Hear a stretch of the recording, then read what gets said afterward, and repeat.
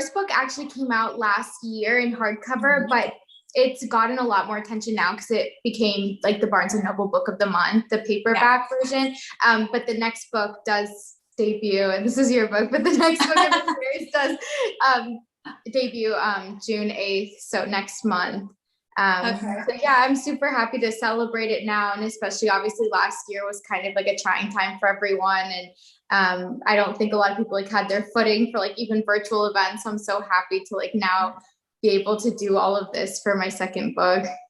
Yeah, that's so funny because you're totally right. It all of a sudden got like thrust into the spotlight. And I totally thought it was a new release, but I feel like that's true for quite a few books that came out in the pandemic where it was so noisy and there was so much going on. It was a very, very challenging time for books. And so I'm really glad that now you're seeing such a huge like spotlight on the series. That's awesome. It must feel like debuting all over again, kind of. It 100% does. And even though obviously like, you should shop indie, like the Barnes and Noble book of the month, like even when I go to all the Barnes and Nobles, like they have a huge table of them. And I'm sure like, you know, that from being like the Reese like book pick, they do a similar thing. And they have so many copies of the book and it's all paperback because that's the one that Barnes and Noble picked for their thing.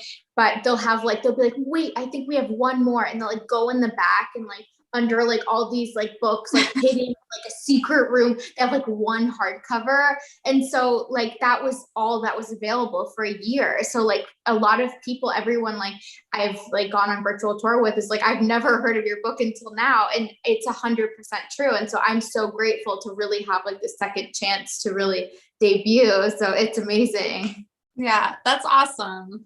Well, tell us, I know not everybody is familiar with the story, so can you kind of give us the rundown on Curse of the Night Witch?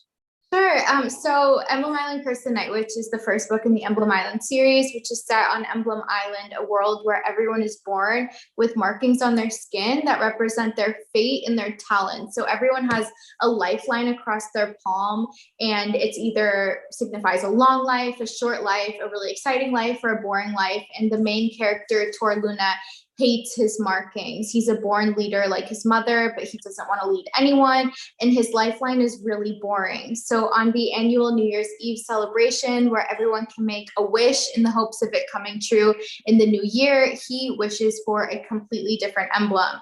But the next morning, instead of his wish coming true, he is cursed. And so his lifeline is shrunk to a tiny little line, and he and his two best friends must cross Emblem Island for the first time in search of the only person who can break their deadly curse, and that's the Night Witch. And my favorite part of this book, and actually the second one too, is that to find the Night Witch, they have to follow these ancient legends that have all these myths and creatures, and we actually put those legends in between the chapters. So it's kind of like a book. Yeah, it's kind of like a book within a book. And I know Stephanie was kind of hinting at like a special thing that you get if you pre-order with Malaprops, and you actually get the little booklet by itself. So it's like a separate book. Yeah, and then it's the same thing for the second book as well, except the second book takes place in the sea around Emblem Island, where the first one is just like on the island itself. And the stories between the chapters are all about like sea life and pirates and mermaids. So that's my favorite part of the book. But yeah, that's what Emblem Island's about. So in the second book is coming out when? June 8th. Okay, so then really soon. Yeah, so it's kind of cool because a lot of people, like you said, it feels like my debut. Like it's the first time a lot of people are hearing about the first book. And so it's really cool because this one kind of has like a cliffhanger ending, and you don't have to wait a year. You just have to wait like 2 weeks if you read it right now. So that's awesome. Yeah. And is there going to be more in the series, or is it a duology? I hope so. My plan is to have more, but obviously, like, you know, that it's kind of dependent on like how it sells. And so right now, like, hopefully it's looking good because it's sold so many more copies than it did in the last year. So hopefully I planned it out to be more than 2 books, but we'll see. Mm-hmm. Awesome. Well, okay. So I know that you have said many times that the book was kind of inspired by these tales that your grandmother, who's Colombian, would tell you. So is that where kind of like the myths created? Are they Colombian myths? So most of the myths are original, but they're definitely in the same vein of like, so half my family is Colombian, but my grandma just so happened to be the person who is obsessed with these cuentos, which means stories in Spanish.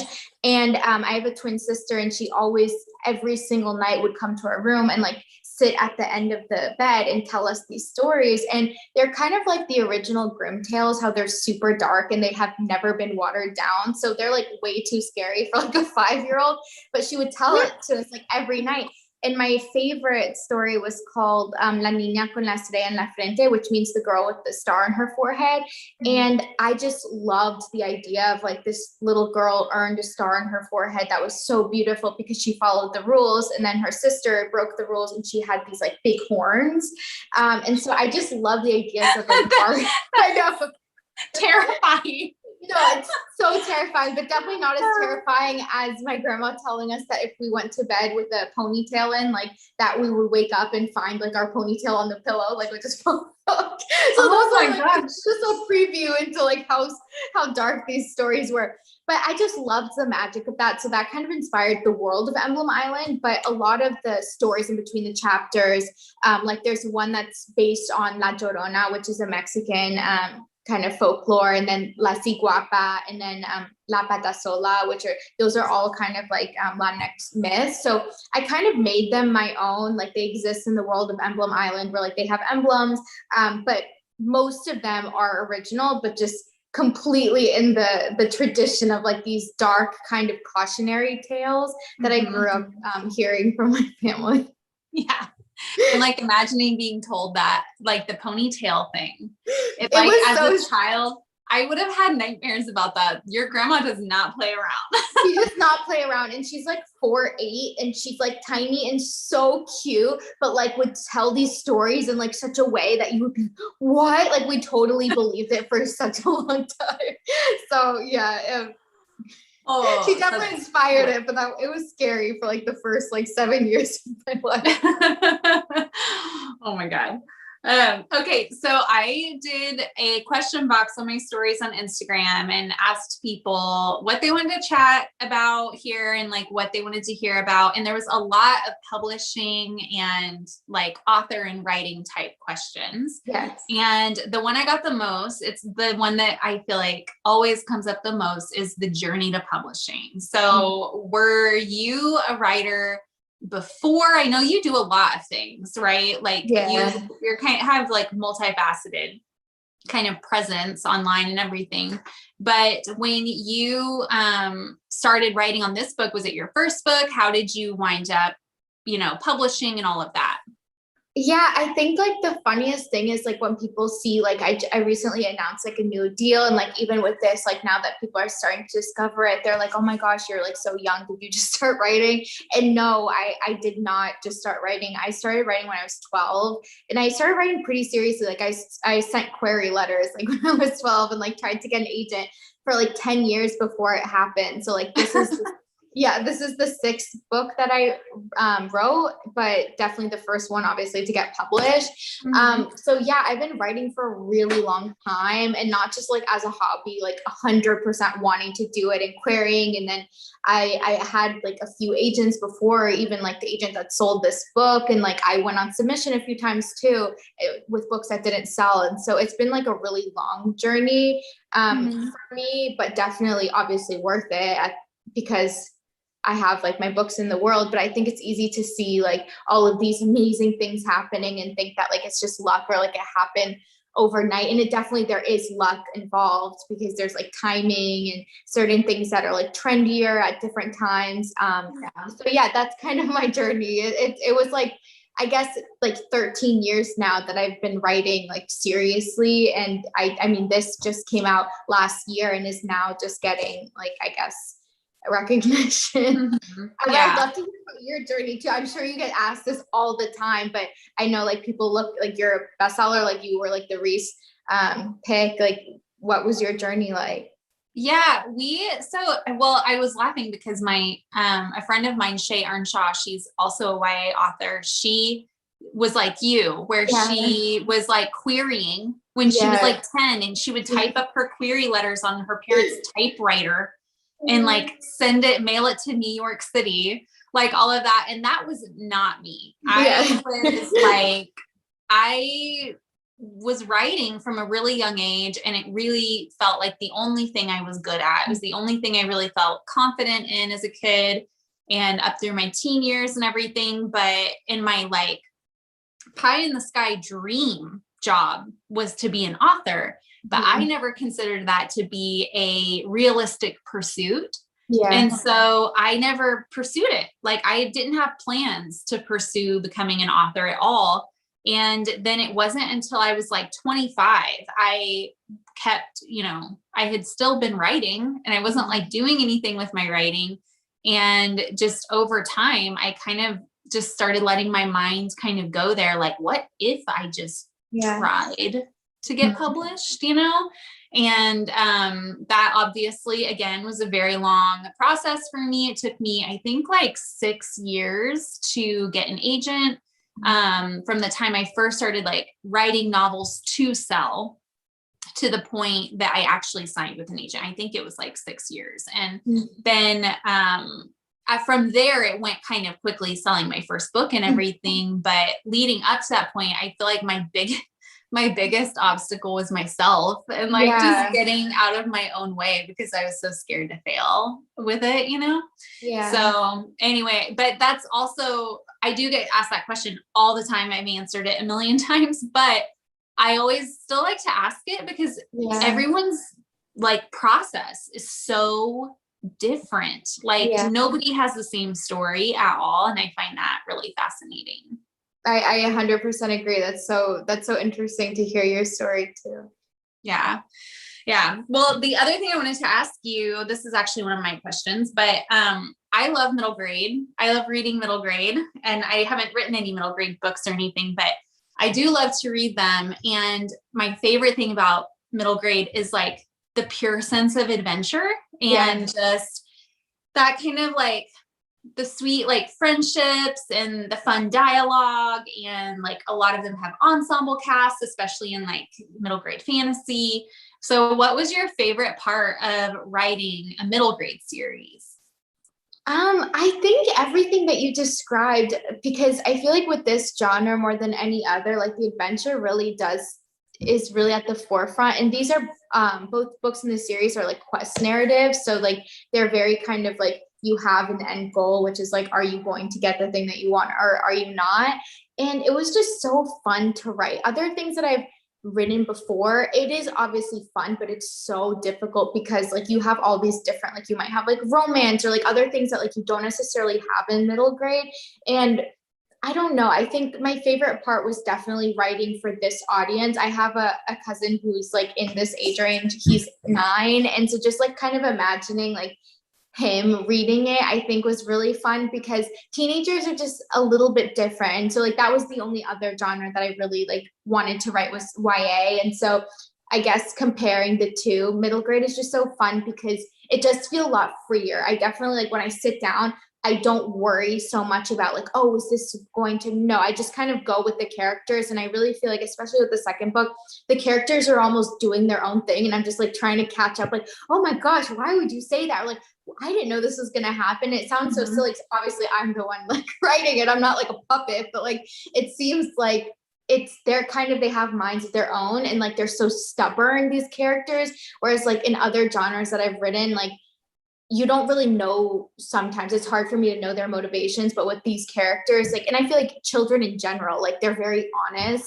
and they might not have everything figured out, but they definitely like know what they want on some level, or like at least they have like a clear-cut personality that maybe like kind of gets a little blurry when you get older, because when you're young, like you don't do things for any other reason than because you love them. Like if you, like for me, when I was writing, I wasn't thinking about like, oh, is this going to be a sustainable career? Like I was thinking like, I just like to write. And so I feel like with these characters, like Tor with his emblem, he's not thinking about like, oh, well, I don't want to be a leader, but my village needs a leader or else it's going to get like bad stuff is going to happen. He's just like, I don't want to be a leader. I want to be this. So like, let me make this wish. He's not really thinking about like grown up stuff. So I think that that's my favorite part, because it's just a different mindset that like I haven't been in for a long time, to just not think about anything except for like what's right in front of you. Yeah, definitely. And I think middle grade readers are kind of like those characters too, where they'll just buy in.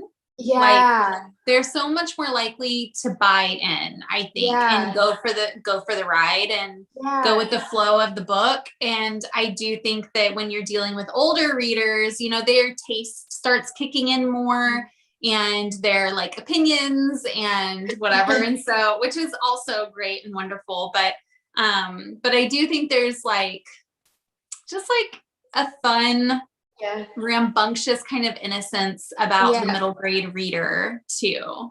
Yeah, you explained it so well. I feel like it's almost like anything goes. Like when I'm writing this, I'm like, oh, wouldn't this be so fun if they like stopped in a place that had this and this? And I just write it, not thinking about like, oh, a teenager is not going to like this or whatever. Like you're right. Kids are just immediately going to be like, oh, okay, I guess this village like floats in the middle of the ocean. So like, I don't know. I think it's definitely so fun the entire time because you feel like you're on the journey with them. And it doesn't, even though the stories are like dark in the sense of like that they're like kind of like not scary, but they're like, I don't know, they have monsters and creatures and stuff. It's not dark in the sense that like you're gonna be really sad writing it.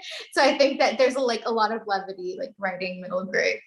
Yeah, they're just down. They're like down for whatever, like taking on an adventure. And I love that, which is honestly probably one of the reasons that I really do genuinely love reading middle grade because it also kind of makes you feel like a kid. And it's just like, I don't know, it's just fun. And I love like the covers. I love like all the like characters and the art and everything. I just think that it's got a very unique place like in the market. And it's, I mean, people are always going to be buying books for middle graders forever till the end of time, you know, and stocking school libraries with them and everything else. So anyways, I just think they're a blast. So do you think you're going to want to write middle grade like anytime soon? I don't know. I mean, right now I wouldn't have time, but I would love to. I feel like I've only had ever one middle grade idea that I didn't feel like was necessarily unique enough to fully pursue, but I did definitely go down the rabbit hole in my notebook. This was like a few years ago. I went down the rabbit hole and totally had that experience that you're talking about where it's like, oh, what about this? What about that? What about that? And then once the ideas start flowing, you're like, I could do anything in this world, especially when it's fantasy, because you don't even have to apply the rules really. And so it's like, I just remember having like, what if there was a tree and the blossoms were, you know, these insects? And what if like there was this bridge made out of snakes? And what if, you know, it's just like you could totally just go as far as you want. And then you can also throw in like potty humor and whatever, you know, booger things and whatever. And kids are just totally there for it. So I love the spirit of it, I guess. 100%. It's almost like the Pixar movie, like spirit, like anyone wants to watch that. And although like, it's not going to have like, it's not like a young adult, it's not like an adventure, like a thriller, like anyone can find like joy in those types of movies. So I think that's always like the mindset that I'm in writing it, but so I'm looking forward to hopefully like once you're not as busy, like seeing like an announcement about a middle grade series. Cause everything you described sounds so good. Never say never. I don't know. I mean, I feel like I'm going to do everything, you know, I'm like, one day, maybe I'll do that. But for now, I'm just a very enthusiastic middle grade reader. So. But, okay. That takes me to my next question, which is also a very common question, which is advice for aspiring authors. Like people who were maybe like in your situation before. You said you had multiple agents, which is, you know, a lot of people don't know how common that is. I say this all the time that most authors, a majority of authors who I know have had more than one agent in their career. And so that is pretty common, but I think it's easy to make the assumption that like, oh, once you have an agent, you're like home free. Yeah, I think it's so hard because like, and you talking about like the 6 years it took you to get an agent, like I totally relate to that because you're in the query trenches for so long. You start like almost like, at least for me, getting so desperate that you're like for a while I was like so impatient, and I really relate to you saying like you were your worst enemy. Like that was 100% for me, because instead of being patient and learning and just being like, Alex, just write what you want to write, which ended up happening with this book. Like for a while I was just like, this is trending. Like I see people asking for this, so I'll write this, because I'm so desperate to be like in the industry and to get an agent. And for me, I didn't even know what it was like to be on submission. I literally did not know what happens after you get an agent, because I was so like focused on when I get an agent, all basically like my book will be in Barnes and Noble, or like my Malaprops. Like, so I just didn't know what would happen after that, because I feel like there's so much dialogue around getting an agent. And you're right, there's not a lot about like, oh, you have a second agent, a third agent, because it's just so hard to get one. And so I feel like when you're there, it's like impossible to feel like, is anyone going to ever want my work again? Like, so it is really tough. And I'm actually on my third agent now. And like, it's not, I don't know, like for many people, like maybe it was because like something bad happened, but it's not necessarily that. Like nothing bad ever happened, like in any of my agent author relationships. It's just about, it's such a subjective industry, and you spend so much time with like every manuscript that if your agent is not like completely 100% on board of what you want to write for the next 5 years, like then it's probably better that you go with someone else. It's not because you're a bad writer, because they don't want to represent you anymore, but like reading a manuscript takes like at least 6 hours. So like you're asking someone to like basically work for free until they make a commission. And like it is a business, which I think we like forget sometimes, because it does feel so personal. But yeah, I think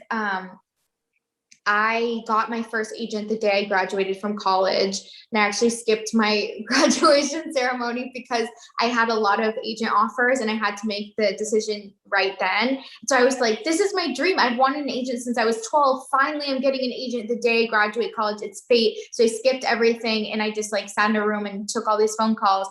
And I really thought like, oh my gosh, I have so much interest, so many agents before. No one wanted me. Now so many people want me. Of course, like this book is going to sell. And I signed with an amazing agent. We did edits all summer. And then that fall, the book didn't sell. And so that was definitely like, oh my gosh, you don't even think about that. And like, not to scare any new writers, because I think that's like the basis of your question that I'm getting away from. It's like advice for writers. I think like my advice would be just, if you love it, keep going, but like, don't do this if it's not for like the love of writing. Like if you're doing it for like the money, or if you're doing it for, I don't know, recognition, anything other than the fact that you absolutely cannot do anything else. You love it so much that like you're willing to write 6 books for free that will never see the light of day for years and delete millions of words. Like, if you're not willing to do that, like just don't do it. Don't put yourself through that. But if you are, and if you love it, like we do, then just keep going. Because I've had people tell me, like, I think I was 18 and I had an agent like write back to my query and was like, you should not be writing. Like you're basically like, you're terrible. And I don't even know who it is. Like, I don't think they're an agent anymore, because I like 100% started crying and like deleted the email forever. So I don't even remember who it was. But I've had thousands of rejections like over the years. And like, truly, if you love it, just keep going, because you'll get better. And also my advice would be like, I'm the most impatient person in the world. And so I was definitely the type of person, especially at 12 or 13, like I just finished manuscript done, like sending it to a bunch of agents, like sending manuscripts to agents like that I haven't even edited, because I'm just so hungry for it. And like, my advice would be like, you are literally, you think you're saving yourself time because you're like, oh, I'll just send it and then I can do my edits at the same time, blah, blah, blah. You could be setting yourself back like years. Like I definitely did. If I had just sat down like after a while and been like, okay, Alex, just work on one manuscript for 2 years, let it take however much time it needs, I probably would have gotten a book deal like years earlier. But I was just so hungry that I would just skip around to manuscripts and like try my best to do this or do that. So I think like my advice would be to any like writers or like people, aspiring authors, like just take your time and don't be in a rush, because like we both know, even if you get a book deal tomorrow, it's not going to come out for at least 1.5 years or 2 years. So it's not like it's coming out next month anyway. So you might as well like take your time. And also just remember that like I was so desperate for an agent for so long that I would have just like taken anyone, like just please take me. But it's a business. And like, at the end of the day, as eye-rollingly like bad as it sounds, like having no agent is so much better than having a bad agent, because like we both know it's a business, it has a bunch of contracts in it, you can really like screw yourself over like for a long time if you have bad representation and you sign something you shouldn't. So I think my number one advice is something that I did not listen to, which is you need to be patient. And at the end of the day, I had to listen to it because it took so many years to get a book deal. But what would your advice be? Well, I was totally, when I was querying my first book, I don't even know how many rejections I got on that. I mean, over 100. Yeah. It might've been like 150, 125. I don't know, yeah. But I would have taken anyone. Like, I would have taken anyone who would have me. I really would have. And I was so desperate and hungry, like what you're saying. And I think a lot of authors are in that position, and it's, not always necessarily that you signed with a bad agent when you leave an agent, but sometimes they leave the business. It is a very fluid community. It's just, there's a lot of contributing factors like what you're saying. But the thing that I do always give it, like say, when people ask me for advice is what you mentioned, which is don't write to trends, don't chase trends, because I think a lot of people don't realize that what you said, a book isn't coming out right away. So if you see vampire hysteria and everyone's buying vampire books and that's all readers are talking about, and you're like, oh, well, that's hot right now, so I'm going to write my vampire book. Let's say you finish that book in 6 months and then you query it. And that takes like usually at least a few months, sometimes more like 6 months or a year. So let's say you do get an agent after 6 months, then that agent has to go on sub with it. And that takes months. And then like by then editors aren't buying vampire books anymore because that's done. Nobody cares anymore. And even if they did buy it, then that's not going to come out for a year and a half, 2 years. So it's like chasing trends is just always a bad idea. But I feel like it's so easy to do because you're just like, I just want to write something that works, So anyway, I've totally been there, but I just don't ever want to go back to having to query. Oh my gosh, querying was the worst, but it was so bad. Yeah. Well, and I think people get hyper focused on that agent component because they're the first gatekeeper too. They're like the first gatekeeper standing in your way to your dream. And it's just like, if I can just get through that gate, then everything else will come. So anyway, sometimes it happens like that. And most of the time it does not. So anyways, I thought this was a fun question that someone sent. How do you know when a story you're working on is ready to be told? Like you're ready to start actually writing it and not thinking about it anymore? Do you want to answer this one first? I really want to hear your answer. Sure. So, sorry, sip. So the biggest clue for me with this is when I start hearing dialogue in my head. Because I do spend a lot of time with a story in my head before I start writing it. That's always my process usually. It's almost always my process is what I mean by that.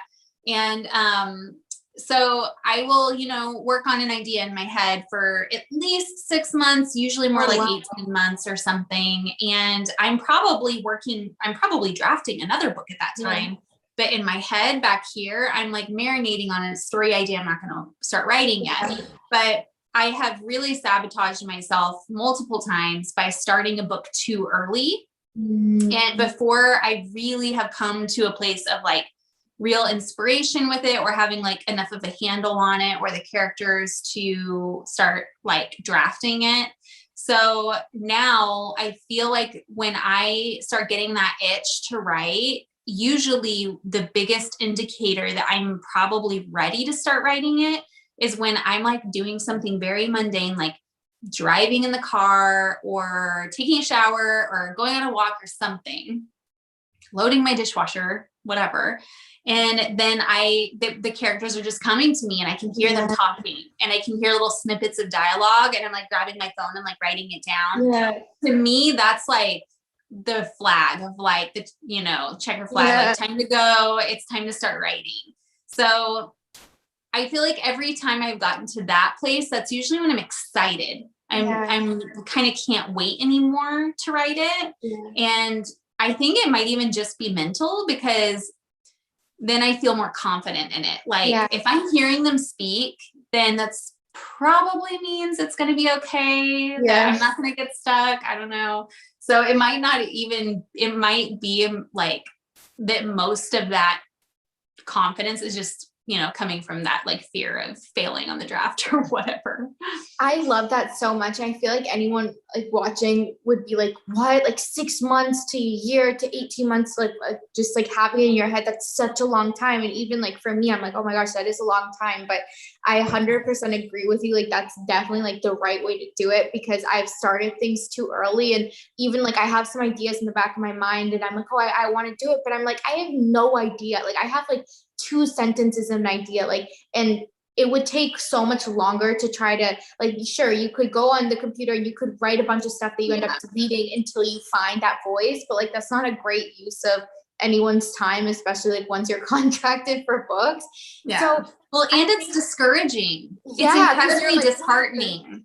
And I think you're right. I think like, it was different when I was like 12. I loved writing so much and it wasn't my job or anything. So like I would just write all the time and I loved it so much. Like I couldn't get enough of it. And now it honestly has changed. Like I love it, but I can't do it every single day, all the time with the same enthusiasm. So I end up like taking like maybe a few days of a break. And then I'm like so hungry to like start at 5 o'clock in the morning. And oh my gosh, I'm so excited. But I feel like I might not have an answer to this question, which is why I wanted to hear yours, because like for Emblem Island, like this just like came out of nowhere and like had this like crazy moment of like, I wrote the first draft to this like in a week and it's not this book. It was like a very like bad version of it. But then even like the second book, I wrote very quickly too. Like I want to say like a month. Just because like, again, it's a quest. Like I could not do that with like my new YA series. Like that took so much longer because you have to have an outline and everything. But this with like a linear, like kind of storyline, it's a lot easier to do that. But I feel like for me, at least, my best writing comes when like I can take like, sometimes I don't want to write and then I won't force myself because nothing good will come out of it, and then I'll sit down and I won't get out of the chair for weeks. Like I won't sleep because I just can't type fast enough to like get the ideas out there. But truly, like if I'm being honest, I don't think I have an answer to that, because besides this, which obviously like that's great, I have like the 2 books in the series and then the YA I just sold, like I don't have like a good track record of like, you know, a good process of I guess being ready to start an idea, because I did it wrong for such a long time. So yeah, I think like I'm definitely gonna be taking your advice for that, because it's so important to let an idea sit, because I think you're just gonna waste a lot of time. I've definitely had moments where like I wrote an entire manuscript and by the end I'm like, this person is a totally different person. And I don't mean like character growth. I mean like they just like, I started with like a piece of paper of a person and then now they're like more fully fleshed, but it doesn't match. So you have to go back and fix so much. Whereas like if you had waited until they're real people like talking like hello and you can hear their voice because they are like almost fully fleshed in your mind, that just would save you so much time.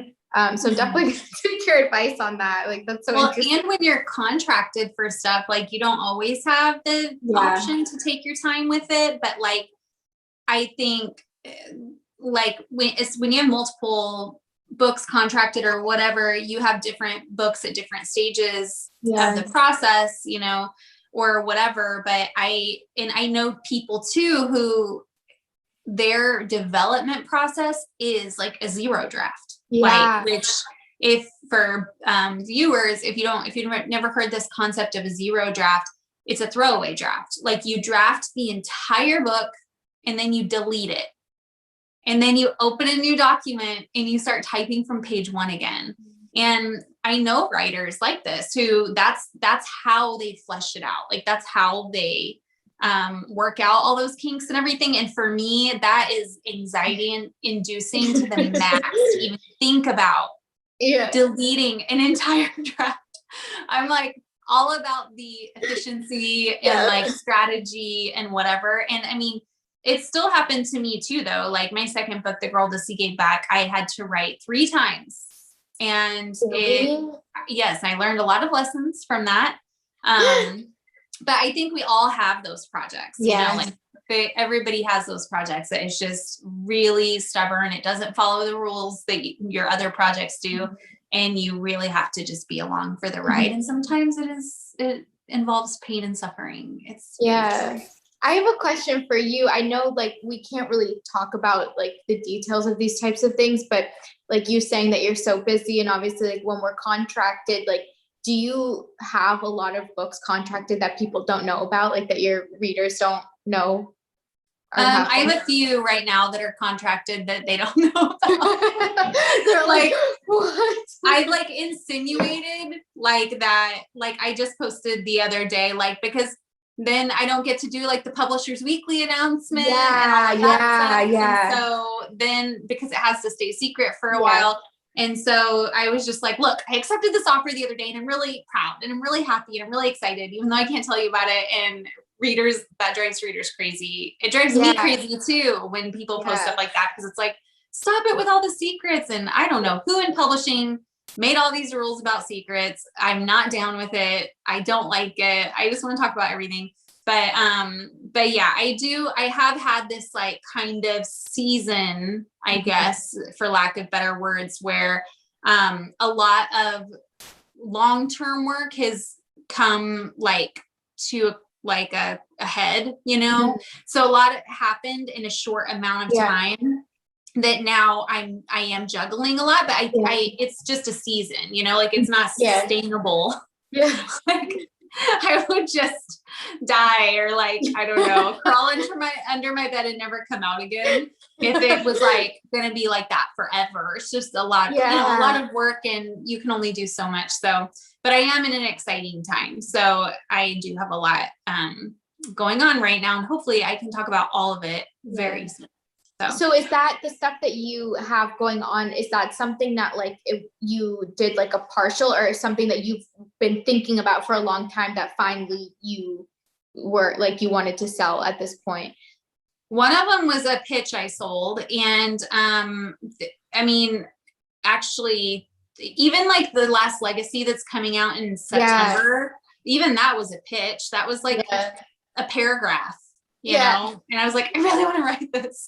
But the only, like you mentioned earlier, the whole thing about like, I want to keep writing in this series if they'll let me type thing. And that was with Fable. I tried to sell them the last legacy before Fable even came out because that's what I really wanted to write next. And they were like, dude, we have to see how Fable does. Like, we don't know if we want to buy more books from you. Pretty well.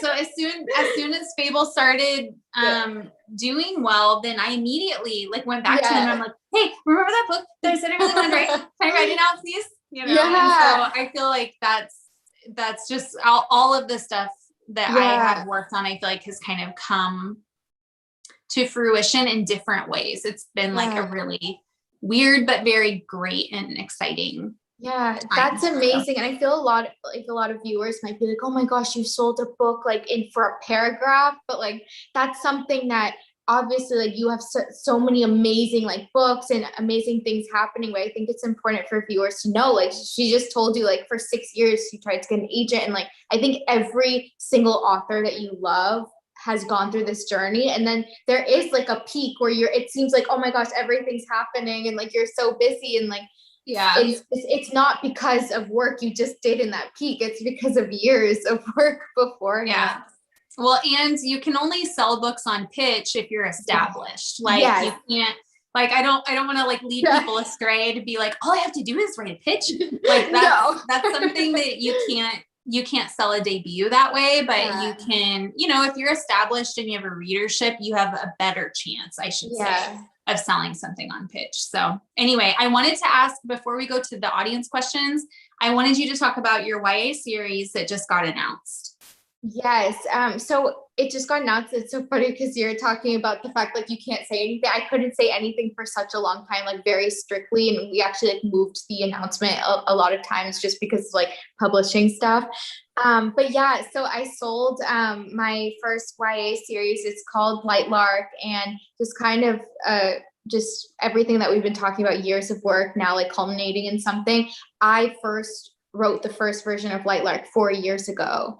And it's actually like a reason why like I ended up parting ways with one of my agents, is because like I was so focused on this story and it didn't look like it was going anywhere. And I rewrote it 3 different times. And the version sold just now is from scratch, 100% different. The only thing that's the same is the title and the character names, and everything else is different. And so I feel like I definitely couldn't have written like this story before. Like I had to definitely like go through the process of like being published, and even like copy editing and everything. You learn so much. And so I'm really proud of it. Again, it's called Light Lark. It's coming out next fall, so pretty quickly in terms of like a publishing schedule. But I'm really excited because a lot of the enthusiasm came from TikTok. And like I was telling you, Adrienne, beforehand, like I love middle grade. Like I love this series. I'm so grateful that I was able to write it. But my entire life, I wanted to write young adult.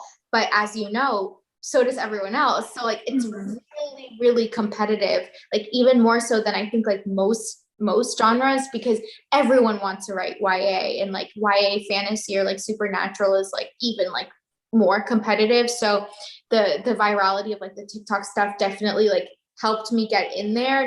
I didn't sell it on proposal or anything. Again, like I didn't sell it based on just the like 15-second video. The book was already done, but it definitely got me like a better deal and like better, I don't know, like perks, because I could show that there was interest in it. But yeah, that has been my dream since I was 12 years old, like 13 years ago, I guess, like to write YA fantasy. So I'm so excited. Well, congratulations. And then you're also diversifying into 2 different categories, which is really exciting and something that a lot of authors are doing right now. I feel like so every time I turn around, somebody else I know is like, sold an adult, or I sold a middle grade, or I sold a fiction book. And, you know, it's like everybody's kind of wading out into the waters and like trying new things, which I think is really exciting too. Yeah. Thank you so much. Yeah, you're welcome. Stephanie, I wanted to pass it back to you if there are any audience questions so that we have enough time for that. Thank you, Adrienne. It's been delightful to listen to both of you. And one of the comments that we had was just how informative it's been. So we always have aspiring writers in our audiences, as you know, people who read and who write, and just you both have been sharing so genuinely, and your obvious love of writing and your enthusiasm has come through so well. And I just want to say how much I appreciate that, and how much we've enjoyed listening to the conversation. Thank you. And also, you know, the appreciation, that genuine love for middle grade fiction, for anyone who, especially adult readers who haven't yet sort of, you know, gotten into reading middle grade. It took me a while to come around to myself, and I've always also been a painfully slow reader. And so I came to the realization, and it was like, oh, I can read these really good books and get through them very quickly. Yeah.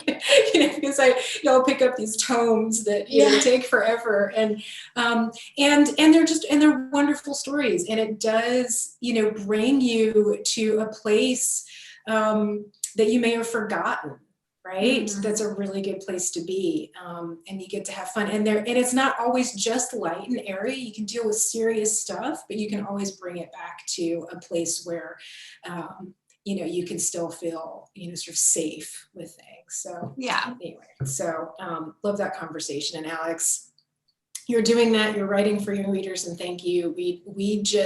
I say we as a bookstore just have a really special place in our hearts for folks who write for young readers. So congratulations, Alex. And so I have a question, which is, you spoke about your obviously wonderful and formidable grandmother, I happen to have been raised by a formidable grandmother, so I identify. And so I would just like to hear what your family has to say about what you did with the stories that you grew up with in these books. So I know a lot of my family's watching right now. John Carlos and Luna are my little cousins. John Carlos is 9 and super Luna's excited. 5. Yeah, they're so excited. I was just with them. I had to leave to do this, and then I'm gonna go do a sleepover with them, so I don't get to see them that often. But I actually dedicated the book to them, the first book. And first of all, it's really special for me because like the whole family that I grew up with, and like half of my family is Colombian, and like the first time like my book cover was, I guess, announced, like my cousins like were like, oh, this is me, and like they just hadn't seen a cover with like kids that like had the same skin tone as them, and like that was really special for me because I love them so much, and they really are my world. So like anything that like, I don't know, is written towards them or makes them feel like more seen was just so special. And both them and I were both raised in like a bilingual household, and like I learned English or Spanish first, and my Colombian grandma like still doesn't speak a lot of English. Sorry, Lala, if you're watching. I guess you won't understand, but yeah. So she it's really special because my entire childhood, like I lived with my grandparents for a really long time. They lived in our house for most of my life. Like even my John Carlos, he lived with us for a while, my aunt and uncle, and my Colombian culture has been such a huge part of my upbringing. My dad's the only like gringo in the house, like the only person who doesn't speak Spanish. So the fact that I get to put like these Spanish words and like these Latinx myths that a lot of people haven't heard of, and it was definitely strange for me because these stories really were the reason why I wanted to become a writer, because I loved, like I was telling Adrienne before, like the star on your forehead, like that legend. Oh my gosh, I saw it was so beautiful. And like no one else knew this legend at school. Like, and so the fact that hopefully like this book gets to bring like some of the Latinx myths like back into the conversation, like have kids that have never heard of these myths, like just talking about them, it means a lot. And I know it means a lot to my family. So I've been like on sort of like a little mini book tour, like going to a lot of like independent bookstores and Barnes and Nobles, and my little cousins have been coming with me and like putting little drawings like in the books when I sign them. And it just, that I think is the most important thing. It just means the world to me that like they get to see themselves just a little bit in a book, because they're like the most amazing kids ever. And I'm just so obsessed with them, and they're so beautiful. And we grew up in like a culture that like a lot of their friends and like my friends, like they didn't grow up like speaking Spanish and like having all these like cute little words that like no one else understands, and these like horrifying stories that like should not be told to 5-year-olds. So I think for all of them, and definitely my grandma, who like she tells everyone obviously that like this book is also dedicated to her, and so she like tells everyone in her English class that. And so I think it just feels like a family affair a little bit for my first book, and like because I wanted to be published for such a long time, the fact that I get to share that with my family and like have them really like represented just is everything to me. That's awesome, Alex. What you said about being seen, and you know, it's true. Like a lot of us, and I'll date myself here. I'm a fair amount older than you are, but it was a while before I read a book that I felt reflected me in any way in my experience. It was, and not that I didn't read wonderful books, and part of the joy of books is that we get to read about people who are different than we are and experience that. But I'm so happy to see so many more books available that do show us so many more people, people like your little cousins, people like, me and the folks I grew up around and our families. And there's just, there's room for all of it. And I'm so glad that we're getting to the point where we're actually making the space for all of these stories. So I think that's awesome. And congratulations to you and your family, since it's obviously a family thing. And so we have a question from, I don't know if it's Lida or Lida, so forgive me. Can you talk about your writing process How do you get started, and do you write every day? And I'd love to hear that answer from both of you, Alex and Adrienne. Yeah, Adrienne, do you want to go first? Because I'm learning a lot from you. Sure. Well, I think, my process has changed through the years. I feel like right when I think I've got it figured out, I start working on a book that doesn't want to follow that process, and I have to change things up. So I will preface this with that, but I did share already that I do have what I call like a story development period. And that's where it's all in here. And I'm just working on it subconsciously, sometimes actively in the forefront of my mind for a while before I start drafting it. And then when I draft, my process is, I'm a pretty quick drafter. I would say abnormally fast. And then when I'm revising, I will, if you count my story development process, I'm not a fast first drafter, right? Because I feel like I'm doing a lot of that work internally before it gets on the page. But then with my revisions, usually I will, my critique partner and my beta reader who always reads for me, whether I'm working with my agent or my editor on it, I'm, compiling all this feedback and then kind of doing this litmus test, I guess, of sorts, and trying to figure out, what do I want to keep? What do I want to toss out? What do I think needs to change about the book? And then I go through, I do my own revision. There's multiple rounds of revisions that have to happen before a book is complete. And then you have all the stages too with the publisher. And so that's kind of like the bird's eye view of my process. But I think the biggest aspects that make my process unique to me is my reliance upon music. I have to have a dedicated playlist for every book, and I listen to it over and over and over and over when I'm drafting, or I'll listen to if I'm brainstorming an idea or something like that, or visualizing. If you're super curious about this, I've documented all these three stages of my process on my Instagram, like in my highlights. But yeah, I feel like music is like the big thing for me. I also have to have visuals. Like I have a Pinterest board for my projects. I have to have like these references to kind of like stir up my imagination and kind of have these like touchstones visually for books. And then the other thing I would say about my process is that I do like to work alone. Like I used to have to go on writing retreats because I had little kids, and that was the only way I could work uninterrupted, was to go away from them. And now, they're in school and stuff. They weren't during the pandemic, but this spring they went back to school, and I have found that I'm working really well alone right now, just solitary, not with other writers, not on retreats or anything like that, just kind of working in my we have this little guest room in our basement. That's where I'm at right now. And I've been working down here a lot. I have found Asheville a very inspiring place to work, much slower paced than where I lived before. And so I feel like I've actually been getting a lot done. That's amazing. So I know in your bio, you say that you love coffee. Like how many cups of coffee do you drink a day? Like when you're drafting? I am rationed now.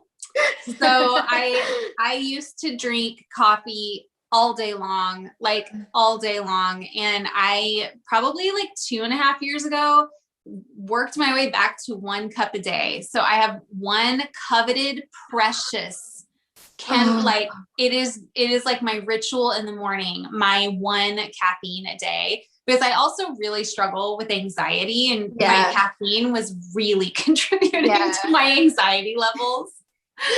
For those of you with anxiety, take a look at your caffeine level.